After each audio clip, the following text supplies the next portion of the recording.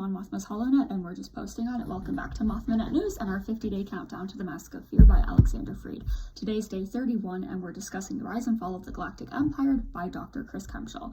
This book is slightly different to the others that I've talked about here, as it is an in-universe history book, so it does shed some light on some very important things that I may have missed, but it also does provide nuance, and it made me think a lot more about Mon's role, because this is one cohesive text rather than me having to grapple with different writers and their portrayals of Mon while they handle different events, which can be quite difficult if you're looking at vastly different pieces of work, vastly different events written by very different writers. Anyways, today I am also wearing my little Mon jumper that I got from Etsy, my friend Emily's shop. It's Your Weird Aunt shop on Etsy. I think it's called the Senator Crewneck. I can't remember. I don't even know if it's still available. I hope that it is. It's very cozy. It's very comfy. I love it. It's one of my favorites. I wanted to talk about this book in the countdown because as a central figure in the galaxy, Mon is mentioned quite a bit for her roles in the Republic Senate, the Imperial Senate, the Rebellion, and for her role as the Chancellor of the New Republic. Also, I'm really obsessed with this book, and it's good that I can talk about it properly because I bring it up in conversation as often as possible, trying to get people to read it. It's a very, I don't necessarily know if I would call it enjoyable, but it is very well written. It is very important. It contextualizes a lot of things. But of course, like, you're reading about fascism, which I don't think fascism is fun. So it's one of those situations. But it will get you hyped up, and you get to read about people fighting fascism as well. So that part is fun. Watching people fight back against evil is always super fun to do. Yeah, the challenge with this book is getting me to shut up about it. Same with The Mask of Fear, which will be easier slightly until the book comes out, then all bets are off. I just really like these books, so there was no option when it came down to it after reading them to give them both like 5 stars. It was automatic. I think within the first couple of pages, I was like, oh, this is gonna be really good. This is gonna be a favorite. For the purposes of this discussion, I'm going to split this video into the following, shall we say, like, eras of Mon Mothma, and go into how she is handled within the text during these eras. Republic Senate, Imperial Senate, Rebellion, New Republic. I feel like this will be the easiest method to go by because it's rather cut and dry as to what goes where. The book pretty much follows the timeline, but things like footnotes and discussions of previously mentioned facts do come into play as well. Starting with the Republic, there is not all that much with Mon, but it is important to establish a foundation and starting point, in my opinion. Really, she only comes up once, but Kemshall writes, members of the delegation of 2000, before their subsequent arrests, told Mon Mothma and Bail Organa that Palpatine had come remarkably close to threatening them in a meeting when they attempted to present their petition. That quote is in Chapter 1, which is called Emperor Palpatine. It's noted in the same paragraph that while some might chalk this up to stress over the war, as this happened late in the Clone Wars, no such stress existed because he was going to win. He knew he was going to win. And so Kemshall suggests that the aforementioned senators, like Mon, were beginning to see the cracks in Palpatine's facade, and this points out how perceptive Mon is and how and why we see that she was so easily able to distrust Palpatine. She was able to see right through him. I also want to add to this that it aids Mon later because as someone who could see through his facade, it was easier for her to build one that would help her with later covert activities. It was easier to hide in plain sight with Palpatine because she had learned how to build this facade of somebody that was like, oh, I'm not doing anything wrong. Meanwhile, she's literally trying to bring him down.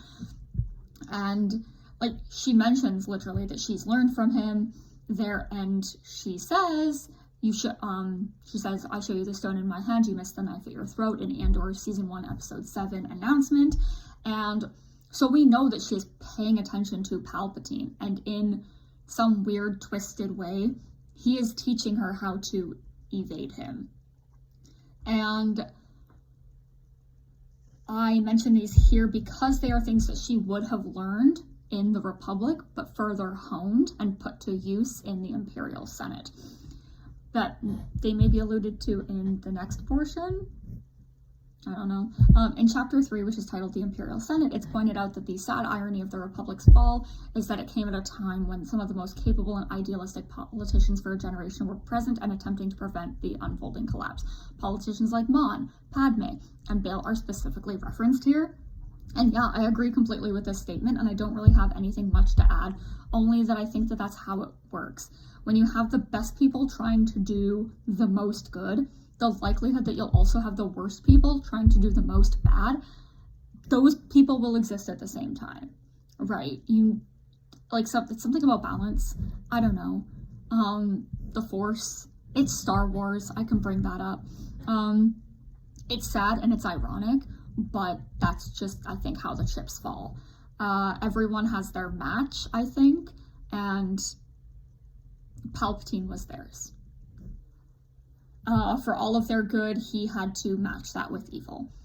Moving on to the Imperial Senate, there is more about Mon here, kicking off strong with that delightful joke that we first heard in Andor, about how Mon was obsessed with trying to save the Empire from the Emperor, which it's talked about in chapter 1, Emperor Palpatine, and is brought up in episode 8 of Andor season 1, Narkina 5, right? Perrin says, oh, she's trying to save the Empire from the Emperor.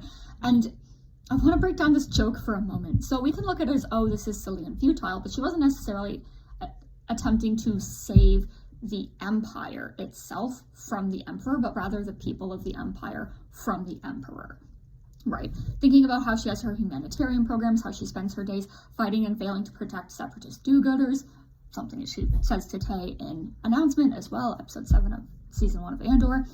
How she fights for the rights of people that are being taken away. We see this time and time again. The Empire kind of by definition requires the singular supreme being of the Emperor or Empress, but also just as much requires the planets and the people on those planets for him to rule over with an iron fist. So she was trying to essentially be the shield from that iron fist of Palpatine, which sounds weird. I can't think of a better way to describe it. So yeah, it's a very funny joke about how she cares about the people that she's meant to be representing. Funny joke about how she does her job and does it well. Wouldn't it be nice if the other senators do the same thing? I get the point of the joke. It's meant to sound like she's on a ridiculous and futile fool's crusade. But it is also making fun of her for being compassionate and doing her job. So that's fun. Imagine if we were all made fun of for doing our jobs.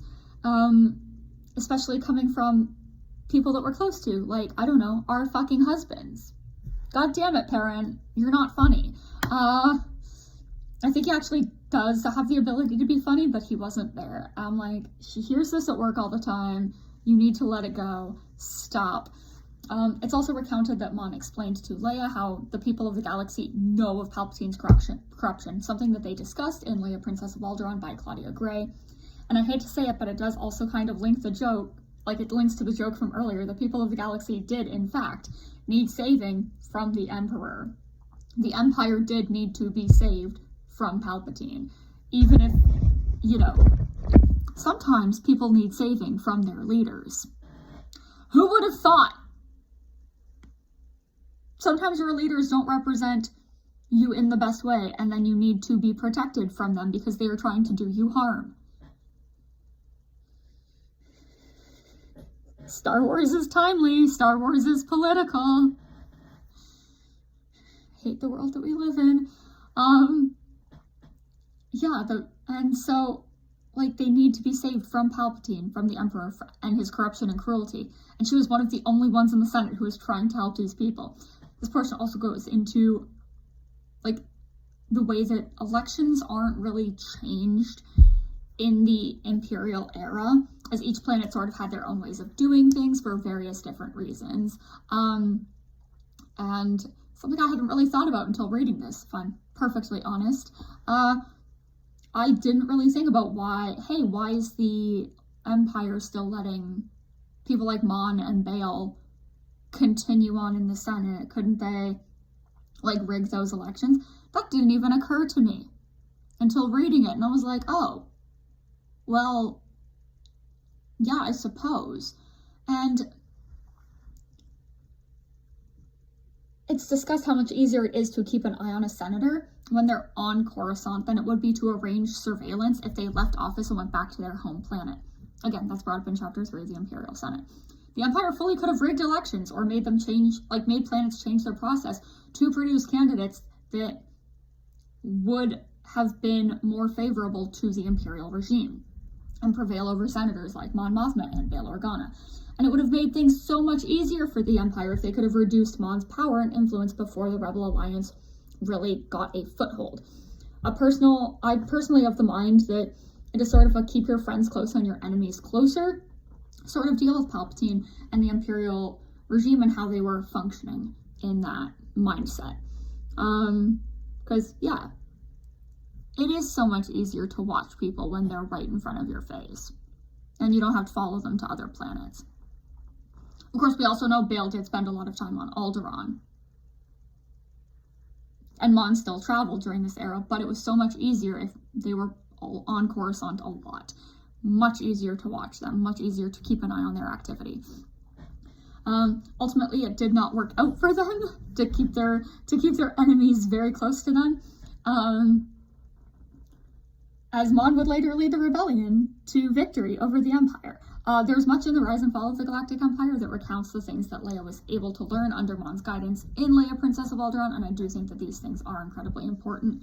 I've mentioned in that video, I think that I believe that the two of them, or at some point I mentioned it, I think that Leia and Mon make each other better politicians, they make each other stronger, and they are able to work together well because of that. Because they're able to learn from each other, and they're able to not take it quite as personally. They don't result to ad hominem attacks when they disagree with one another. They are very respectful in the way that they handle their professional relationship, and they try to not let it impact their personal lives together when they disagree. A common footnote is from Leia's speech to the New Republic Senate about the life and career of Mon Mothma. I wish I could do that. Oh, wait, I am doing that. This is my random plug in the middle of a video to remind you all that I'm doing a Mon Mothma panel at Star Wars Celebration this year. Still don't have the details, but they'll be coming soon. In the meantime, I would love to be a character in Star Wars who teaches school children about Mon Mothma, because I agree that she's an important person for them to learn about. Yeah, school children learn about Mon Mothma. I want to teach them about Mon Mothma. That would be so much fun. So much fun. Anyways, back to the real video now. I'm going to cap this section off with a more solid transition from the Imperial Senate era Mon to Rebellion Mon with her speech denouncing Palpatine for his role in the Gorman Massacre. We see this in Rebel Secret Cargo. There is a chance we will see events surrounding it in Andor Season 2. It's a very important part of Mon's storyline. I'm curious as to how it's going to be handled. I'm very excited. It's noted that Palpatine had to walk the line between dictator and accountable political figure until he could fully rule the galaxy as he chose. That's also mentioned in Chapter 3 of the Imperial Senate, and this sort of goes into that and adds a new layer that, once again, I didn't really think about until reading this book. Sometimes brain no work. If Palpatine was truly an accountable public figure, he wouldn't have people who opposed him executed or hunting down for doing so. I think I've pretty much had those thoughts, they just hadn't fully formed in my head. And been like, oh, there is still that part of him that has to remain somewhat accountable. Mon's speech here actually deals a big blow to the concept that Palpatine was accountable for his crimes. To anyone in the galaxy, this may have opened their eyes to this as well, because if you see a politician doing the wrong thing, and another politician calls that out, and the first one tries to have them hunted down or jailed or executed, that's avoiding accountability. That is, oh, you called me out, you're gonna die for that, or you're gonna go to prison for that. Jailing political opponents is a bad thing. Who would have thought? And again, like, all of this is, as Mon says in Andor Season 1, Episode 9, Nobody's Listening, another step on an all too predictable march toward complete unchallenged authority. That's exactly what Palpatine is doing this whole time. she is still able to see right through what he is doing. She gets what he is doing. She can see it with her own eyes, and yet so many people are not listening to her. Couldn't tell you why. Another aspect of this is that the Empire is well aware of the threat that Mon poses to them. They know that she is powerful and has the ability to sway others to her point of view. She is a skilled orator and politician. Many people are willing to follow her, and that is why they tried so hard to hunt her down. They know that her words were more lethal to them than some random citizen running at them with a blaster. For so long, she had to work secretly, covertly, and now that she's working openly against the Empire, she is much more of a serious threat than probably most people realized. In the rebellion, Mon is one of the most powerful voices and leaders. Not only was she determined to defeat the Empire, she was able to maintain hope of solving the issue of the Empire in a diplomatic way until she no longer could. She continued to strive for peace even as war became inevitable, and the fact that she did not want it to come to war is admirable. War, as I have mentioned previously, in Mon's mind, is meant to be a temporary chaos to usher in a new era of peace, right? Temporary chaos, period of peace. Your periods of peace should be way longer than your periods of war. She didn't want people to have to die more than the people who had already died. And the thing is, if the rebellion had lost, all of those soldiers who died for the rebellion would have died in vain, right? Even the people that fought for the Empire and died, they died in vain because their deaths meant nothing in the grand scheme of things. Mon wanted to avoid people dying in vain. She wanted to avoid people who weren't even technically soldiers dying in vain to usher in peace, because is that really how we want our society, a new society, to be built, is on the foundation of dead people? No. War bad. War is also something that should be a very last resort. War bad. Everything that comes with war should be avoided. While she believed that, she seems to also be someone that was able to know as many of the rebellion fighters as possible, which reinforced their importance to the cause and made sure that they felt respected by those that led them, that their leaders would take their lives seriously and not simply treat them as something disposable, like the Empire saw with their fighters. This was why people joined the rebellion and believed in the dream. The rebellion was not just about the leaders. It was very much an effort that everyone involved was crucial in. Everyone had their role to play, and they were respected for their role no matter what it was. Mon was more than willing to sacrifice herself in many ways for the cause, but when it came time that they would be facing real grave danger of Yavin 4 being blown up, things like that, she was oftentimes sent away. Her importance to the longevity of the rebellion cannot be overstated. Most of the other leaders were able to see that as well.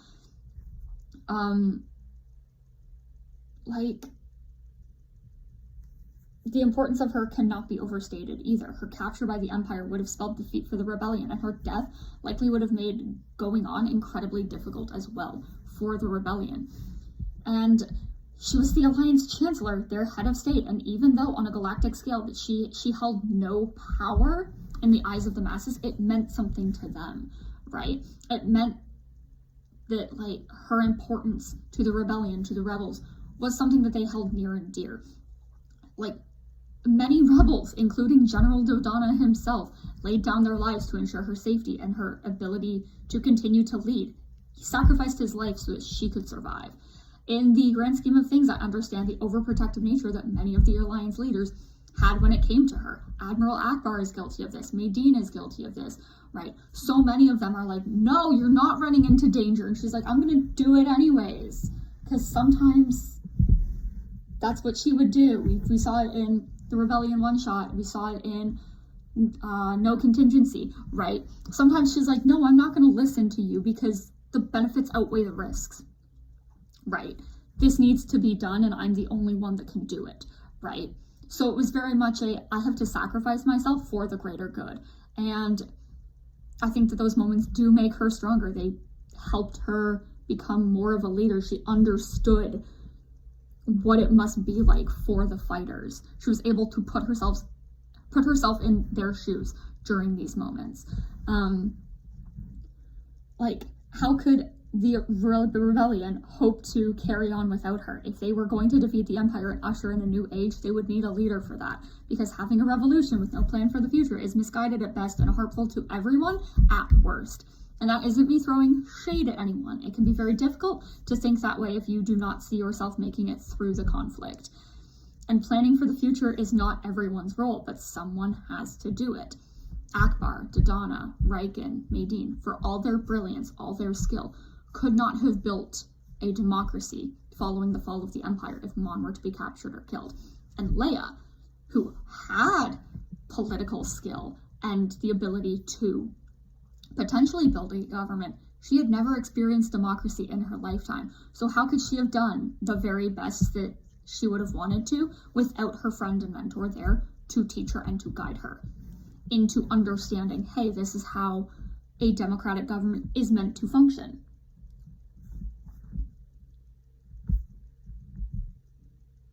I would also kind of like to point out, I feel like we've seen Mon Mothma run into danger, grab a blaster, shoot at things, shoot at people. So she can do that.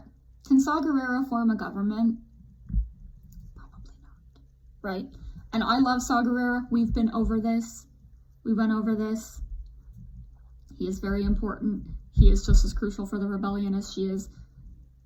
But he had no place in the New Republic. He did not see himself living through the conflict with the Empire. So he didn't need to think about the future because he had no place in it. He couldn't see himself there. So it didn't matter. He just wanted to take as many Imperials with him as possible. Which, great. Dying is easy, living is harder. Fighting is easy, governing's harder. Now,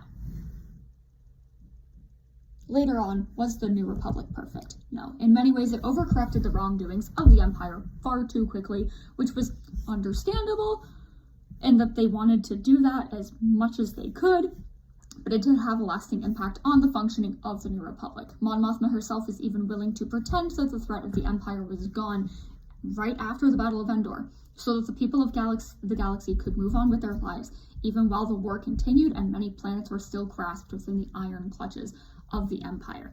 I believe that while her motives for all the things that she did were pure, they were done hastily. As I've mentioned before, she did not mind doing things in a way that required more work from her. She did not want the easy way out. She did not want to be in charge of an autocracy. She is not Palpatine. For any and all of her faults, she tried to be the very best leader, and she refused to be a dictator.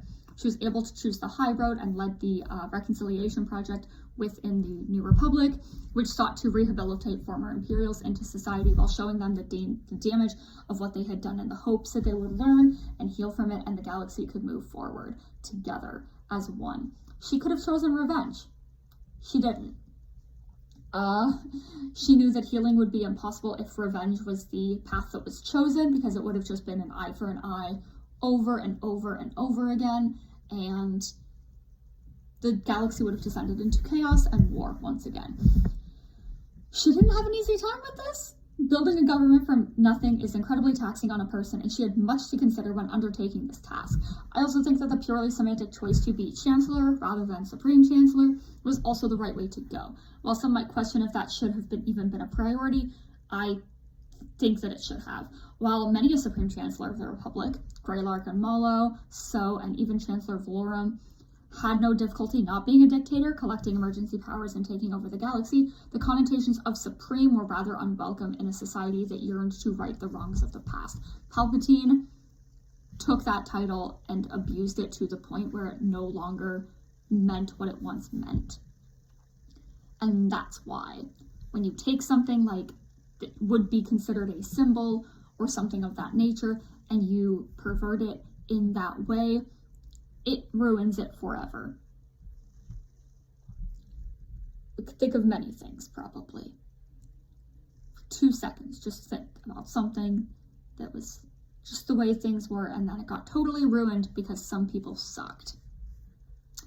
I also think that, hey, the First Order called their leader the Supreme Leader, right? It was not something that the New Republic wanted to be. And I think that the idea of the Supreme Leader comes from the very fact, the connotation of supreme was no longer welcome in the New Republic. Maybe not. I could be wrong. Whatever. Again, was the New Republic perfect? No. But if we sit and wait for a perfect government and perfect leaders and for people to be perfect, how much evil will prevail in that time? Asking one's government to be perfect is a very high and impossible bar to clear, but we can always ask our governments to do better and learn from the past and not repeat those mistakes and move forward. That, I think, was Mon's thoughts on the situation. She never paraded herself around as a perfect person, right? And she wanted to be the best leader that she could be. And I think that that's what's important, because it wasn't built on, oh, well, I'm going to be the best, and then not caring about the people. She did her best by caring about the people and doing her best for them and doing right by the people of the galaxy that she was leading. Another thing that does stand out to me is that while Mon could have profited from her experience in the war and published many a volume collecting her thoughts and feelings, she decided not to capitalize on them in that way. I think in her mind it would have been capitalizing off of the traumas of the war, and, you know, many would have, and many did publish their accounts of the war, but she chose not to do so, which I think is interesting and speaks to how she's very much like wanting to move on from the state of war and live in a time of peace. I think in her mind, what good would it have done to the galaxy to learn of what she experienced during the war when so many others had it worse? In many ways, she likely thought of herself as lucky to have survived and had the freedom to fight the Empire, something that many in the galaxy did not really have in their lives. You know, it's also mentioned in another chapter in The Rise and Fall of the Galactic Empire that many humans in the galaxy were patting themselves on the back, being like, oh, well, humans are great because, you know, we have Mon Mothma, and we have Leia Organa, and Luke Skywalker, and all of these rebels, but also it neglects to point out the nuance, like, that neglects the nuance of, hey, why weren't more Wookiees fighting against the Empire? Oh, because a lot of them were in labor camps, and it was easier for a human to, you know, go off the grid, vanish from their random planet, and go and join the rebellion than it was for a Wookiee to be like, I'm just gonna leave this labor camp, yo. You can't just get up and leave a labor camp, right? And decide to go and fight. So, yeah, many a person had it worse in the Empire. And she doesn't want to be like, oh, well, I fought and I suffered and I dealt with all of this. And because she's like, how would that help? How would that help the galaxy move forward? And now, again, it is a dream of mine to one day be able to tell an in-universe Star Wars history, focusing on the life and times of Mon Mothma, as I think this would be a very interesting work for the fandom to have. And it would definitely, like, I would go crazy if I was ever allowed to write that. In some ways, a lot of my work here would be building to that, and I really hope that I'm successful in that dream one day, because it's something that I really want. Once again, I highly recommend reading The Rise and Fall of the Galactic Empire if you haven't already, and I highly recommend pre-ordering The Mask of Fear from your local bookstore or a bookstore. Supporting bookstores is incredibly important. Books. Freaking fascists hate books for a reason. Books give you ideas. Books give you ideas about freedom. Think about historically groups that have been prevented from reading, discouraged from reading, and make that, like, allow that to bolster you and make you read even more. If you want to fight fascism, read books. Pre-order your books as well, because that helps them see that, yes, there is a demand for this book.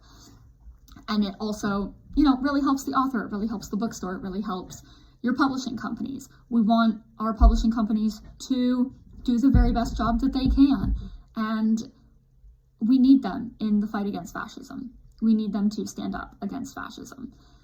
And yeah, so both of these books are wonderful and timely, and I think we really need them right now.